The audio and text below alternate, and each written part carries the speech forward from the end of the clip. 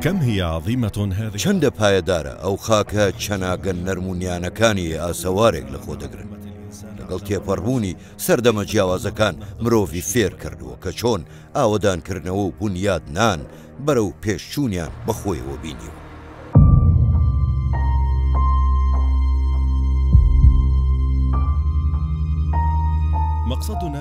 مەبەستی ئێمە ڕووباری بەستۆڕێ کە لەسەر تابلۆی پاشماوەی سەردەمەکانی ڕابردووش هەر بە نەمری دەبینرێت.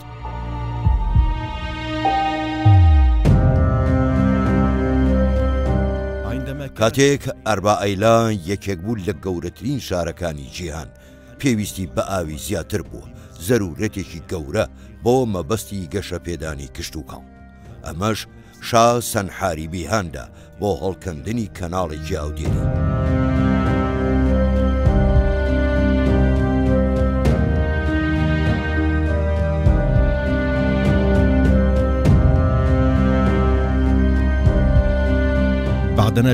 دوایی سەرکەوتنی لە هەڵکەندنی کەناڵی خەنەس لە ساڵی 690 بەر لە زاین و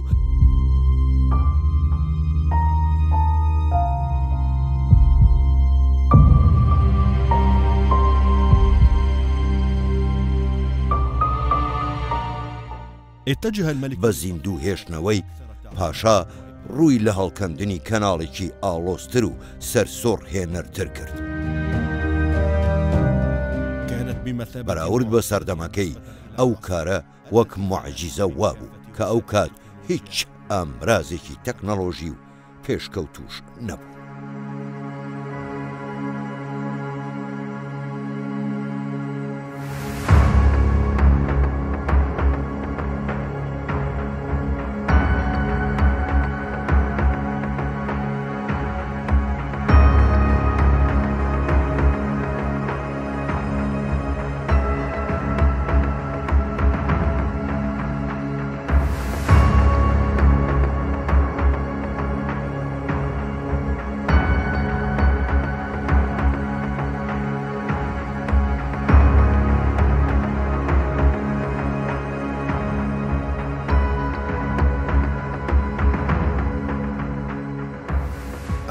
من ئێستا لە پرۆژەی ئاوی بەستۆڕم کە بەر لە 27 سەدا لەلایەن پاشا سەنحاری بۆ دروست کراوە. ئەو پرۆژەیە وەک کەناڵێک وابوو کە بە درێژایی زیاتر لە 20 کیلۆمەتر ئاوی بە هەولێری کۆن گەیاندووە. شوێنەوارەکەی تا ئێستاش هەر زیندووە.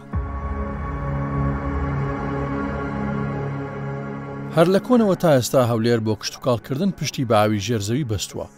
بەڵام پێشتر کە زیاتر پشت بە کشتتوکاڵ دەبەسترا خەڵکیش بە شێوێکی گشتی زۆر گرنجیان پێدەدا، چونکە کشتتوکاڵ تاکە سەرچاوی بژێوی ئەوان بوو.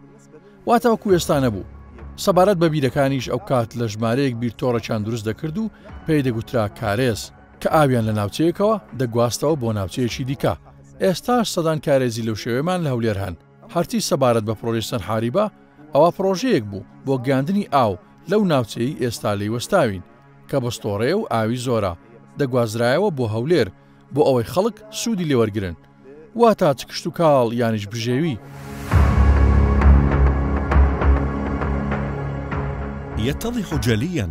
لە ڕێگەی گرتە ئاسمانیەکانەوە بەڕوونی دیارە کە پرۆژە ئاویەکەی سەنحاریب سوودی لە بوونی ڕووباری بەستۆڕە بینیوە بۆ ئەوەی وەک سەرچاوەی سەرەکی ئاو پشتی پێ ببەستێت.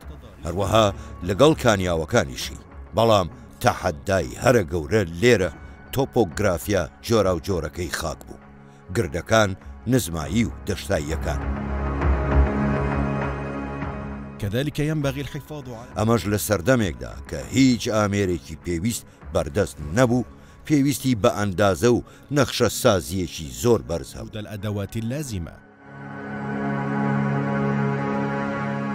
پێچەوانەی بێرۆکەی ئەو ڕووبارانەی سوود لە دۆڵە لێژەکان و دەشتە فراوانەکان بە لێژایەتیەکی جێگیر وەردەگرن بۆ ئەوەی ڕێڕەوەکەی بگرێتە بەر. گواستنەوەی ئاو بۆ هەولێر ڕووبەڕووی هەڵکەندنێکی گەورە بووەوە، بە تایبەت شوێنە بەرزەکان کە لەوانەیە بەرزاییەکانیان بگاتە 47 مەتر. هەر ئەمەش بوو بێرۆکەی هەڵکەندنی کەناڵەکەی دروست کرد. المناطق المنخفضة خلينا نخلي ببالنا بأنه با ئەومان لەبیر بێت ناوچەکانی نێوان بەستۆرە بۆ هەولێر بەرزن کە بەراورد بە ئاستی دەریا 150 پێبەرزترن واتە لە قەڵای مۆردکەوە بۆ هەولێر. ڕاستەکە ئەو شوێنە بەرزە پێدا ڕۆیشتنی ئاوتەیدا ئاسانە، بەڵام لە هەمان کاتدا ناوچەکانی نێوان بەستۆرە و هەولێر بەرزی و نزمی تێدایە، واتە لە شوێنێکەوە بۆ شوێنێکی دیکە. هەر بۆیە ئەو شوێنانەی بەرزن کەناڵی کراوە بوون، لە ناوچە نزمەکانیش کارێزیان بۆ دروست کراوە، واتە لە ناخی زەویدا بوون. ئەو بەشەی پرۆژەی سەرحاریبیش کە کارێزیان بۆ دروستکرا بوو بۆ گواستنەوەی ئاو بوو لە بەستۆرەوە بۆ هەولێر.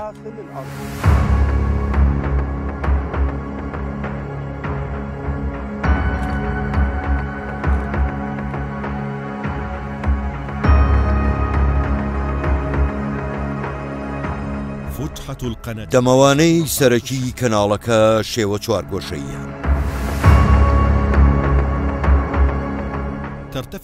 بەرزیەکەی دەگاتە مەترێک و 20 سانتیمەتر و پانیەکەشی دەگاتە مەترێک و 12 سانتیمەتر.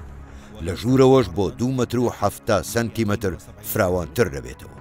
دیوارەکان بە بەردە لیمەوە هەڵچەنراوە کە لە چیاکانی دەوروبەرەوە داتاشراون.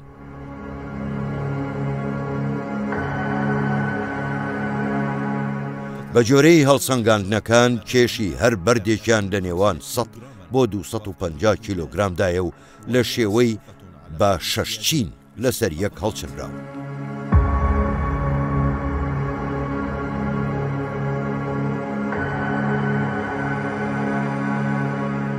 کەناڵەکەش وەک پەناگەیەک وایە، هەروەها مانای ئەوە دەگەیەنێت کە وەک بەنداوێک بێت بۆ گلدانەوەی ئاوی لافاو یان ڕووبار و دەرچەیەکی هەیە کە بە جۆرەی پێویست دەکرێتەوە. ئەوەی لەو دەواازەیەش ماوەتەوە تەنها چاڵەکانی جێگیرکردنە. لەسەر یەکێک لە بەردەکانی پەناگەکەش کە ئێستا لە شوێنی خۆی نەماوە، سەنحاری پەیامە نەمرەکەی هێشتبووە و تایدا دروستکردنی کەناڵەکەی بە بەڵگە کردبوو نووسی بووی: من سەنحاری بم، پاشای جیهانم، پاشای وڵاتی ئاشور، سێ ڕووبارم لە چیاکانی خانی هەڵکەندووە، ئەو چیایانە دەکەونە سەرەوەی شاری هەولێر. ئاوی ئەو کانیاوانم خستۆتە سەریان کە لە لای ڕاست و چەپی ئەو ڕووبارانەدان. دواتر کەناڵێکم لە ژێر زەوی هەڵکەند و ئاراستەی شاری هەولێرم کرد. نیشتیمانی خانمی پایەدار عەشتاری خواوەند و ڕێڕەوەکانیانم بە هێڵی ڕاست دروست کردن.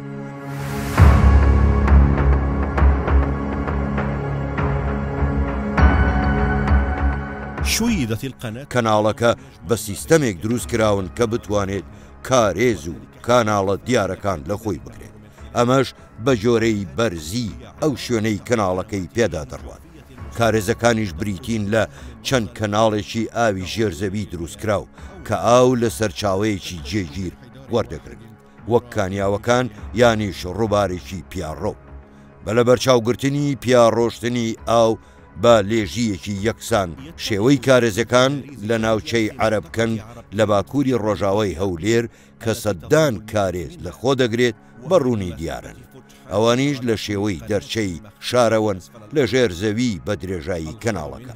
مەبەست لێیان بۆ هەواکێشی و پاکردنەوەی ڕێڕەوی کەناڵەکە و سوود وەرگرتن لە ئاوەکەی. پێشبینی دەکرێت کارێزەکانی عەرەبکەند بۆ سەردەمەکانی ئاشووری یانیش ساسانی بگەڕێنەوە، بەڵام کنە و پشکنینیان بۆ نەکراوە بۆ ئەوەی بەوردی مێژووەکەیان دەستنیشان بکرێت. بالمنطقة هاي لەم ناوچەیە بۆ دروستکردنی کەناڵەکە بۆ بەرد و ددانە بەردینەکان و دەرچەکانی کەناڵەکە تەنیا پشت بە بەرد بەستراوە. هەموو ئەم ناوچەیە لە بەر دروست کراوە، بەڵام هەندێک کارێزی دیکە لە هەولێر هەن، واتە با بڵێین لە نێوان هەولێر و گوێڕ و ناو سەنتەری هەولێر کەناڵەکە بە بەرد دروست نەکرابوو، بەڵکو هەر لە خاکدا هەڵکەندرابوون. تەنیا بیرەکان بە کەرپوچ هەڵچنرابوون، واتە لە تاپۆ. يعني من الطابوق.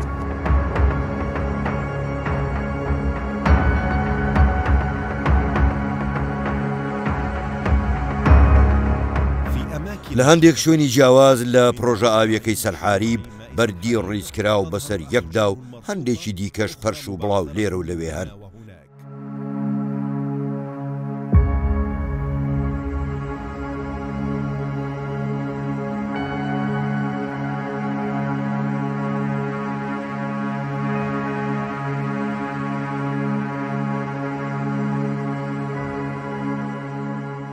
وهي ما ئەویش تمثل بە گوتەی شوێنەوارناسان بریتە لە پاشماوەی بنکەی بەنداوەکە یانیش حەوزەکە کە دەکەوێتە بەرامبەر کەناڵەکە.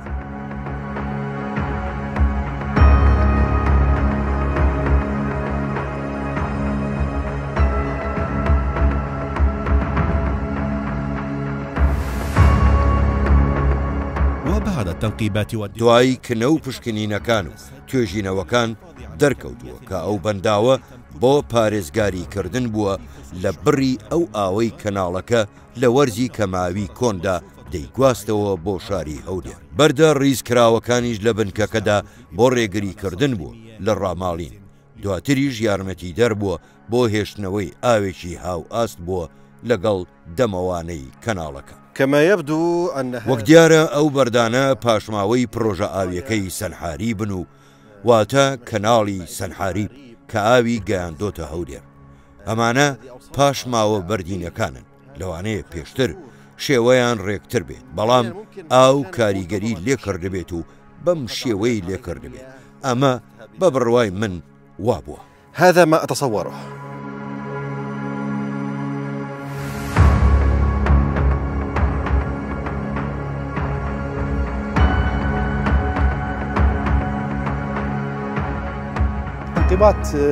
أوضحت لە بنکەی بەنداوەکە دەردەکەوێت واتە بەڕوونی دیارە بەتایبەت لەو ماوانەی ئاوی زیادەی تێدا نییە. بەگشتی ئاو لەو ناوچێ ئەوەندە بەهێز نییە و دەتوانیت سیر بکەیت. پانیەکەی نزیکەی 30 مەترە و درێژەکەشی دەگاتە نزیکەی 450 مەتر. پشتیوان بەخوا دواترکردن و پشکنینەکانیش بۆ دەرخستنی سروشتی پرۆژەکە بە تەواوی بەردەوام دەبن.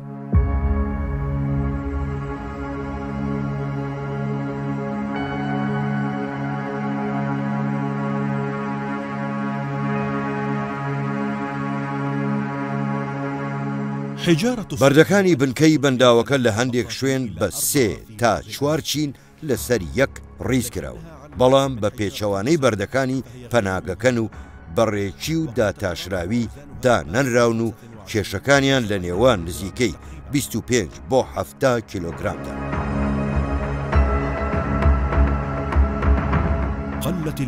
ئێستا ئاوی ڕووباری بەستۆڕە بەراورد بە چاخە کۆنەکان زۆر کەم بۆتەوە. ئەمە لەلایەن توێژەری زانکۆی شیکاگۆ جیۆلۆژیناس جۆردن براونەوە پشت ڕاست کراونەتەوە کە بەشداری لە کنە و پشکنینی بەستۆڕەدا کردبوو. لە ڕێگەی پشکنینی چینەکانی زەوی گەیشتە بووە ئەو ڕاستیەی کە بڕی ئاو و بارانبارینی سەردەمانی کۆن لەو ناوچەیە زۆر بووە. زانکۆی هارڤەردی ئەمریکیش بە سەرپەرشتی پرۆفیسۆر جەیسن ئور پرۆژەی ڕووپێوی شوێنەواری هەولێر بەم شوێنەشەوە بە بەشداری بەڕێوەبەرایەتی شوێنەوار و کە لە پووری هەولێر بەڕێوە دەبات. حكومة إقليم كردستان حاليا مهتمة بقضية المياه، وإحنا من ضمن اللجنة اللي كشفت، لأن تعرف السدود من تنبني أو تحتاج لها كشوفات قبلها على مود تستظهر المناطق الأثرية اللي راح تندفن تحت بحيرة السد. حكومة إقليم كردستان ومن قبل تقريبا أكثر من 10 سنين مهتمة جدا بقضية ومخططة أنه تسوي عدة سدود صغيرة وسدود متوسطة الحجم في سهل أربيل.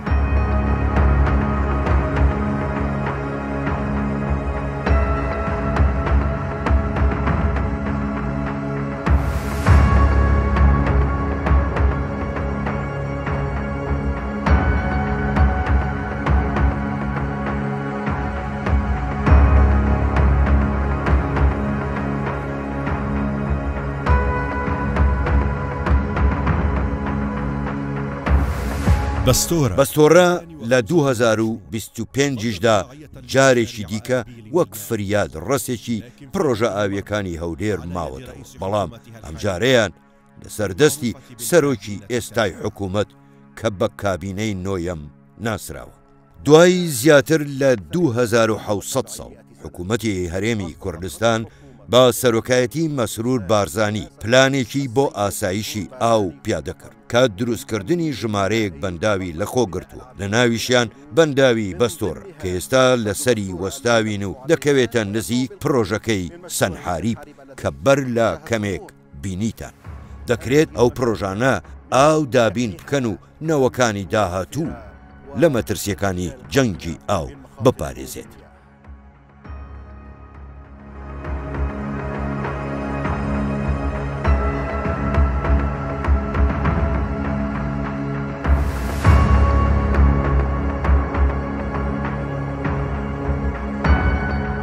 ئەوەی لە نێوان دوێنێ و ئەمڕۆدا هەیە ئەو دەستنووسەی پرۆژەی بەر لە چەندین سەدەی سەنحاریبە کە دەواازەی بەنداوی ئێستای بەستۆڕەی ڕازاندۆتەوە. لە پەیامێکدا دروستکردنی ئەو پرۆژانە بۆ خزمەتکردنی نەوەکانی داهاتووی کۆمەڵگە پشت ڕاست دەکاتەوە و بیرهێنانەوە و دەستکەوتەکان بە زیندویی دەهێڵێتەوە و دەچێتە ناو لاپەڕەکانی مێژوو. دۆڵی بەستۆڕە یەکێکە لەو دۆڵە استراتیژیانەی کە لە وەرزی بارانبارین و لافاوەکان مەترسیەکی ڕاستەقینەی لەسەر گوند و ناوچەکانی هەولێر هەیە.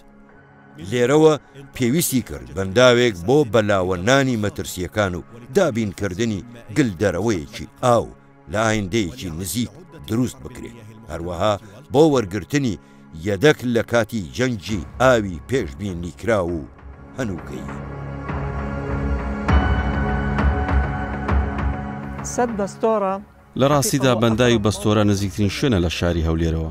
هەروە پێشتریش ناوچەی بەستۆرە بۆ ناسراوە کە ناوچەی نەورۆز بووە. بۆ هەنگەکانی نەورۆز و بەهار خەڵک هەمووی داهاتنە ئەم ناوچەیە. بەڵام وەکو دەزانین کاریگەرەکانی گۆڕانی کەشوهەوا و ئەو شکە ساڵیەی ڕوویدا وای کرد کە بیر لە گەڕاندنەوەی ئەو ژیانە بۆ ئەو شوێنە بکەینەوە و هەروەها بیکەین بە شوێنێکی گەشتیاری و ئێستا ئێمە کار لەسەر ماستەر پلانێکی گەشتیاری بۆ ئەو ناوچێ دەکەین. پشتیوان بە خودداش لە ساڵانی داهاتوودا ئەو گۆڕانکاریە گەورەیە لەو ناوچەیە دەبینن.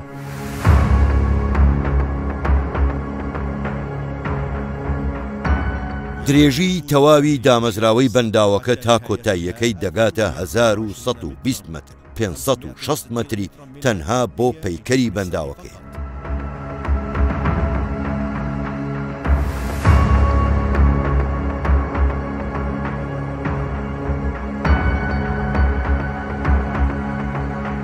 ئەوەی ماوەتەوەش شەقامێک لە دامەزراوەی بەنداوەکە لە خۆ دەگرێت.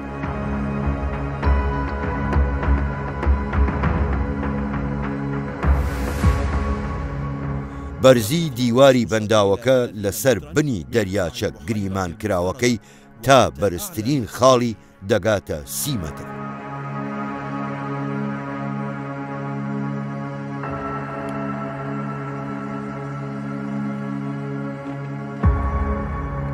هەروەها بە جۆرەی نەخشەسازی بەنداوەکانیش بنکەی دیواری بەنداوی بەستۆڕە ڕووبەرێکی فراوانی داگرتووە و پانیەکەی دەگاتە 160 متر و بە شێوەیەکی پلەدار لە خوارەوە بۆ سەرەوە کەم دەبێتەوە تا دەگاتە شەقامەکەی سەر دیوارەکە و پانیەکەی دەبێتە 10 متر.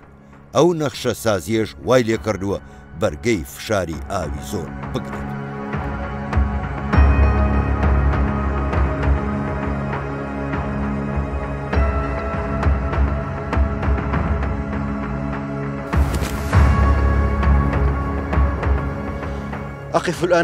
ئێستا لەسەر بنکەی بەنداوەکە وەستاوم، بەنداوی گەورەی بەستۆڕە.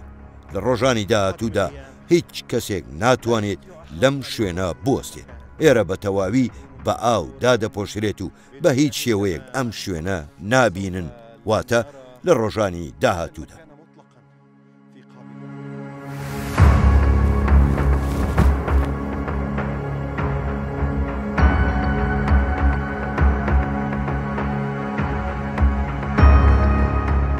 بەنداوی بەستۆڕە کە بەردی بناغەکەی لە حوزەیرانی ساڵی 2023 دانراوە لە 100 تا 100 بە دەست و ئەزمونێکی کوردی دروست کراوە. تەنانەت چیاکانیش لێرە بە بەردەلی مۆیە داتاشراوەکانیان بەشداریان لە دروستکردنیدا لە شێوەی دیواری لێژ و هەڵدێر کردووە کە پاڵپشتی لە بەهێزی بەنداوەکەدا دەکەن.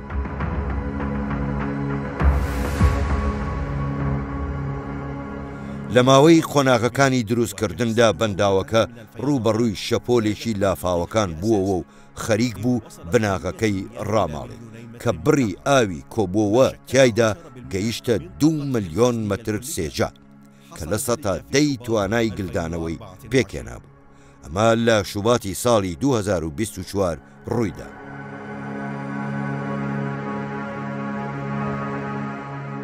بەڵام ئێستا بەهۆی کەمبارانی و دەڵاندنی ئاوەکە لە ناو چینەکانی ژێرزەوی بەنداوەکە پێویستی بە 3 تا 4 ساڵ هەیە تاوەکو بەنداوەکە دەتوانێت پارێزگاری لە قەبارەی ئاوەکەی بکات.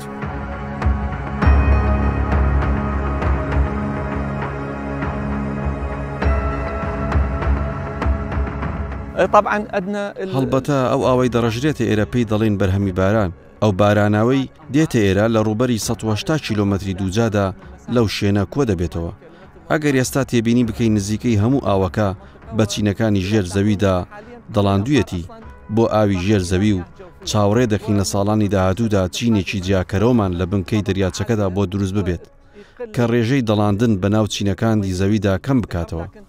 بەڵام سروشتی ناوچەکە و خاکەکەی یارمەتیدەرە بۆ دەڵاندن و ڕێژێکی زۆر چەگەل و لمی تێدایە. لە هەمان کاتدا ئەم ناوچەیە هەمووی شوێنی غەسل و چەگەل و لمی لێبووە و بەهۆی زۆری ئەو هەڵکەندنە هەبووە. هۆکارێکی دیکەیە بۆ خێرایی دەڵاندنی ئاوەکەی زیاد کردووە. بەڵام ئێمە سەرپشک بووین لەوەی پێشوەختە چارەسەری ناوچەکە بکەین، یانیش چاوەڕێ بکەین بە سروشتی خۆی ئەو چینە جیاکەرەوەیە بنیشێت و دروست ببێت و پرۆسەی دەڵاندنەکە بەناخی زەویدا کەم بکاتەوە. لە ڕاستیدا ئەم دەڵاندنەش بۆ ئاوی ژێر زەوی بۆ ئێمە سوودی زۆرە، بەڵام لە هەمان کاتدا دەمانەوێت دەریاچەیەکی خنجیرانەشمان هەبێت سرنجی خەڵک بۆ ئەو ناوچەیە ڕابکێشێت.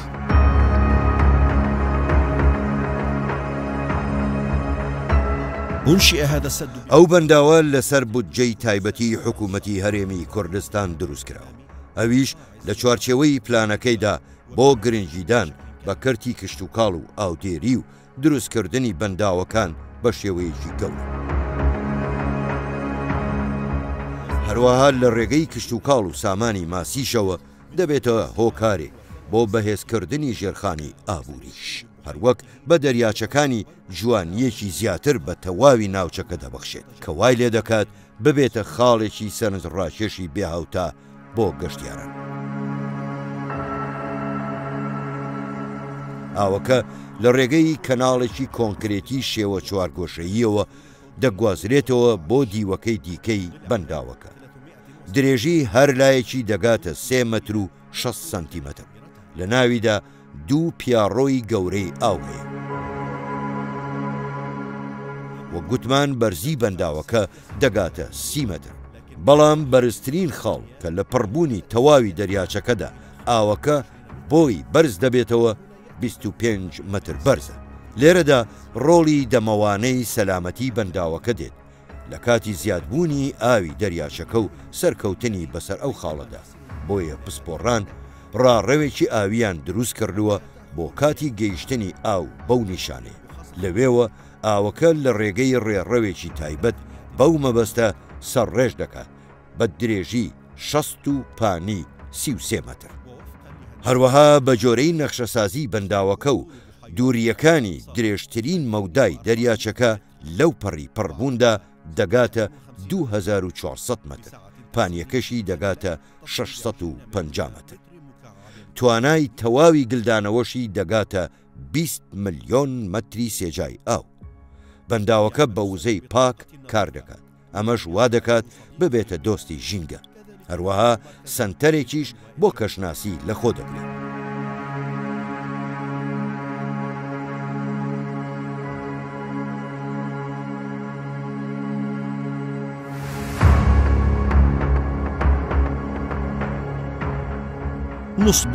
مۆنەمێنتێکی ئاسنین ڕێگاکە لە دەستپێکی پەیکەری بەنداوەکە دەڕازێنێتەوە. 2 پارچە ڕووتەختی هاوشێوەی نیمچە لیکێنراو بە یەکەوە هاوشێوەی تابلۆ تەم و مژاویەکان لێکدانەوەی جیاواز هەڵدەگرن، بەڵام خوێندنەوەیان لە ڕێگەی جەنابی ڕاوێژکارەوە لێکدانەوەیەکی جوان بوو. نصب تشكيلي عبارة عن عمودين. مۆنەمێنتەکە هونەرێکی جوانە، گوزارشتە لە دووستون، یەکیان بۆ ناوە لار بۆتەوە و دۆمیشان بۆ لای دەرەوەدا لار بۆتەوە. ئەگەر بە دیاریکراوی لە چوارچەوی ئەو پرۆژێدا لی بڕوانین، ئەوەی بەلای دەرەوەدا لار بۆتەوە ئاماژەیە بۆ ئەوەی بە سروشتی خۆی دەڕوانێت. هەروەها ئەوەی بەلای ناوەدا لار بۆتەوە ئاماژەیە بۆ عەقلی مرۆڤ کە نەخشەزازی بەنداوەکەی کردووە کە ئەو پیاڕۆشتنی ئاو بۆ دەرەوە دەوەستێنێت. هەروەها ڕەنگەکەی لە ڕاستیدا ڕەنگی ئەو مونەمێنتە کە ڕەنگی ژەنگاویە ئاماژە بە سەردەم دەکات لەوانەشە بتوانین لێکدانەوەیکی تەواو جیاوازی دیکەشی بۆ بکرێت لەوانەیەوە بیر بکەینەوە کەوە دوور و تەختە ئاراستە جیاوازن ئاماژە بێت بۆ فەرەڕەنگی وەکو فرەڕەنگی نەتەوەی ئاینی ڕەنگەکانی سپی و ڕەش موسڵمان و مەسیحی و کورد و عەرەب و هەموو شتێکی لەم شێوەیە گرنگەوەیە کە لەوانەیە ئەگەر هەرێکێکان بەتەنها بواە بکەوت باە بەڵام بەیەکەوە گوزارش لە یەکگرتووی دەکەن جا ئێمە لە کوردستان و نەراتی پێکەوە ژیانی ئاشتیانە لە نێوان ئاین و نەتەوەکان دەکەین تمثل التعايش السلمي بين الأديان بين الأقوام.